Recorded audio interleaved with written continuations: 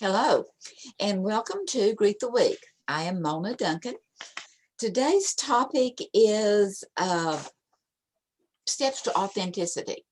But I always like to kind of bring up to date those that tune in live. We have a little chat after the program closes, and a couple of the things that we talked about last week was what was our purpose in life, and the other one was about what does it mean to be blessed. And as I was thinking about that this week, I remembered a song that a friend of mine had written that I wanted to share with you. And her name is Jackie Darragh, Darragh. Anyway, she has written this song, and it is called, Is This What You Were Born to Be? And I just think it's so pretty, and I want to share it with you. Wish I could sing it. So first of all, blessing. To me, to be a blessing is to evoke goodwill. It is to confer goodness on someone or something. And anyway, in her song, is this what you were born? Is this what you were born to do? Is this the life that God designed for you? Within you or without you, there is no doubt about you. You were born to do something good. And there's an echo in the background that goes, very good, very good, very good. And part of the verses says, is this how you were born to be? Does this bring joy, wonder, and harmony? And then that little, you were born to do something good, very good, very good, very good. Is this how you were born to feel? Does this make passion grow and sense as real? Is this how you were born to bless? A life of gratitude or a great big mess? Is this how you were born to be? And you were born to be something good, very good, very good, very good. And then part of the little chorus says, there is a place where your passion meets, the place the world's great need. That's the place that you may see you are becoming all you were born to be. There is a song to sing that only you can sing.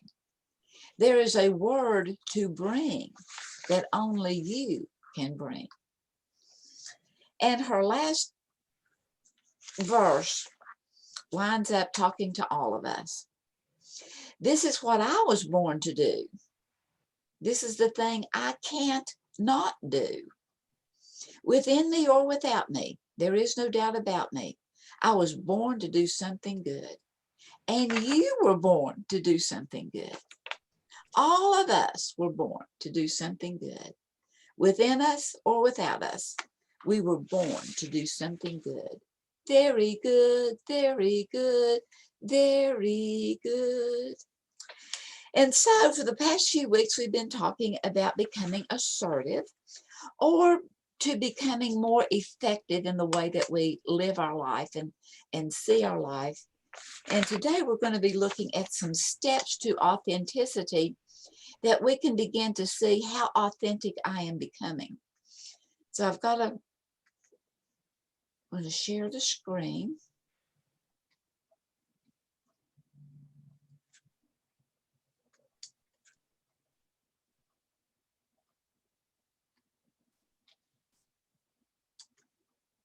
Well,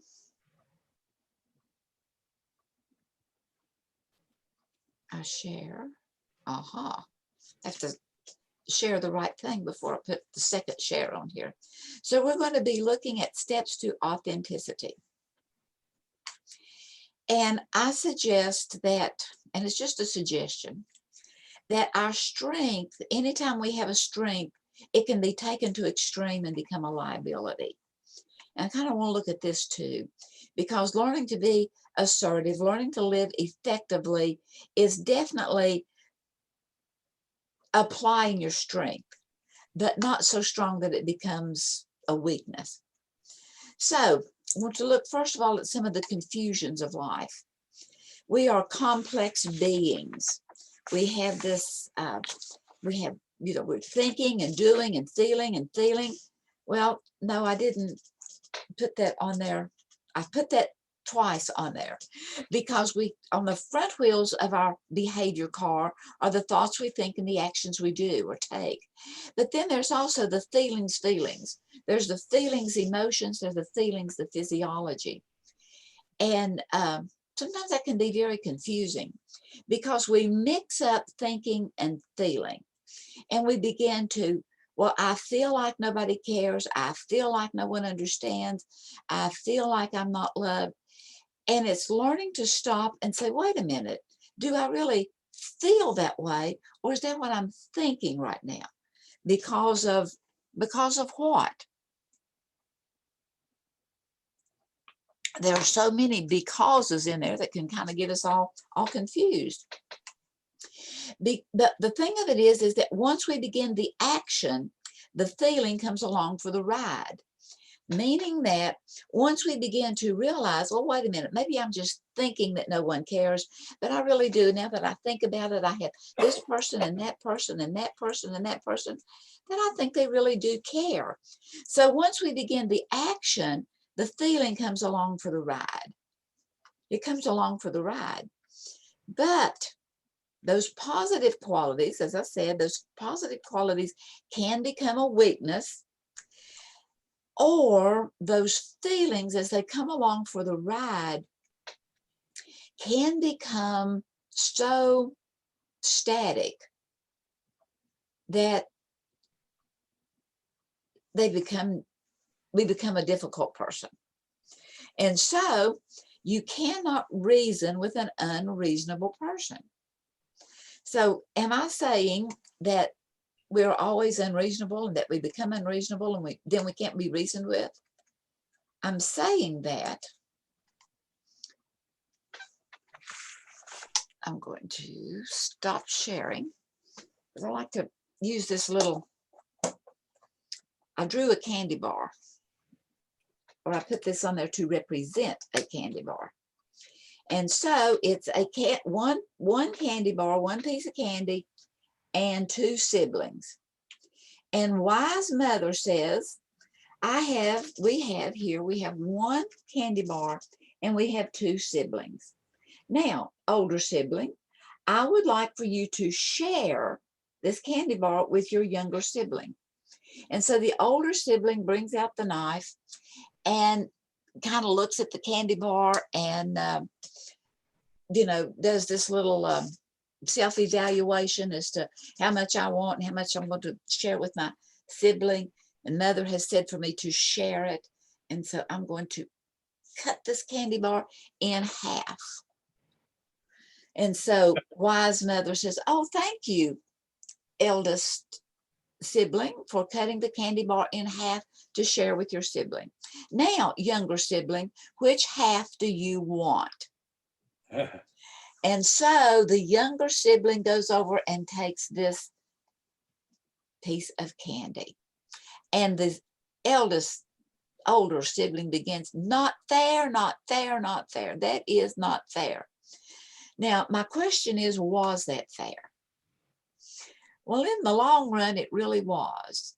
Because, one had the option of considering as to whether I'm going to be fair or not be fair. And as we learn to have more effective living, as we learn to be more authentic, as we learn to, we can realize when we are being unreasonable and begin to take steps where we can become more reasonable, more willing to listen to what someone has to say or what their insights are, so that we can understand more. So I suggest that we are a trichotomy. I mean, we have a lot of threes within us, but one of them is our intellect. And it is with our intellect that we begin to, or try to, understand the issues of life. It's with our intellect that we reason, we weigh and measure, we consider, and we begin to understand somewhat. It is with our emotions that we feel the issues of life. And those emotions run the gamut. joy, sorrow, pride, shame, regret. And it is with our will. Now, we talk about the fact that we were born with certain basic needs, and one of those basic needs is freedom. But in that freedom, we were also gifted, and we were gifted with a free will. And it is with that will that we decide the issues of life, that we say yes or no to them, that we say yes or no to truth, or what we think is truth, or what we hope to be truth, or what we hope is truth. Or we say yes or no to opportunities. Maybe someone asks us to do something, and we'll either say, yes, I will do that. No, thank you, I will not do that. It is with our will, what I will do, what I will not do, that we say yes or no to temptations. Am I going to take am I going to divide this in half, but it's really, I'm going to give a bigger half so that it's all mine? It is with our will that we say yes or no to temptations. And so all of these work together to be our best self. But sometimes we can become not our best self. So I have listed here several positive personality traits.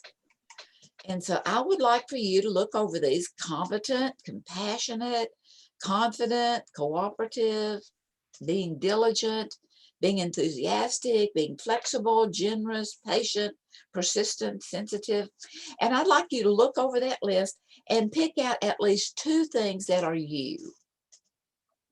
Maybe more than 2, maybe several.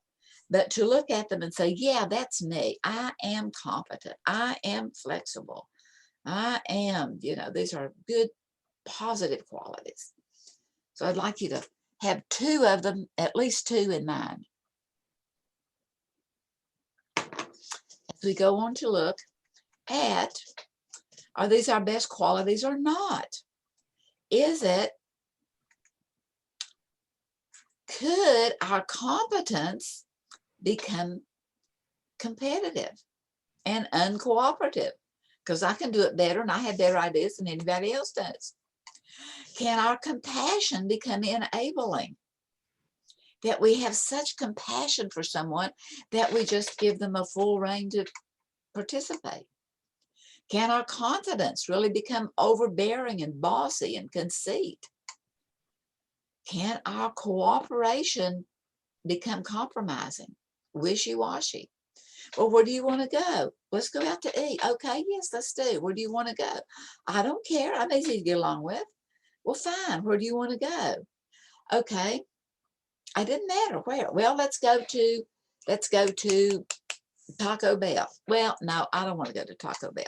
And sometimes our cooperation can become very difficult. Our diligence. In being diligent, can we become, again, bossy, workaholic, one-track mind? Our enthusiasm. Have you ever had a child, or doesn't have to be a child, that was so enthusiastic about something that they wasn't willing to listen, that it's not here right now, this minute, that there's a little pause there? We can become fanatical, overbearing. Flexible. Can be so flexible that we're unstable. Yeah, I'll do that. Well, no, I'll do that. Well, I'll do that. Can become disagreeable. Anyway, all of these things can be taken to an extreme, can be taken out of bounds. And so in looking at becoming authentic, becoming effective, becoming assertive, there are some signposts that we can look for. And these are just suggestions.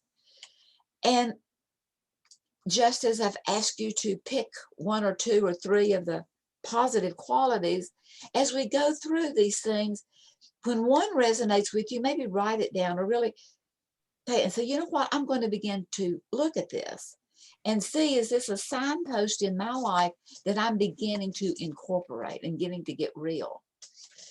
Am I getting to the place that I do not always have to explain myself? Sometimes it's because, that we're trying to explain who we are and where we're coming from and the way we see something, and it's just more off-putting than it is beneficial. A signpost of identifying our own lack of planning rather than blaming others.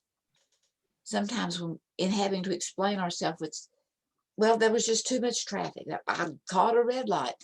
Well, it's realizing that if I left early enough, and once I become authentic enough to realize that between this point and that point, there are some traffic signals that need to be adhered to, we can begin to realize that maybe it's putting the blame, not to blame as into, it's getting real, it's getting authentic. It is beginning to see criticism as being constructive. Yeah, it may have given an ouch. I may not have wanted to hear it, but you know what? There usually is a lot of truth in criticism. And it's being honest with it. It is to stop writing the script for someone else to follow. Well, how do we know if we're writing a script for someone else to follow? Maybe it's because if it's, well, why didn't you? Or if you only would have. Or, you know, it's writing a script for, why didn't you do it the way I wanted it done? It's as we can become authentic as we begin to take control of the script of our life. As in when someone points out someone that we think we're not, that we begin to look at it. Or maybe we even speak up and say, you know what, I'm not that way anymore. I remember my daughter one time, I was making a, you know, how parents are when you drop your kids, you have this litany of things to give them. And I was giving her a litany of playing with her cousins and obeying her grandmother. And she looked at me and she said, Mom, I don't do those things anymore. And I thought, well, thanks. I appreciate that. Thank you for telling me that. I'm going to begin to notice that you, and then also whenever we can begin to control our own emotions. Now, again, be authentic. Don't cover it up, but to use it within bounds, our emotions within bounds. It is looking at differentiating, that we can begin to differentiate between important and lesser important relationships.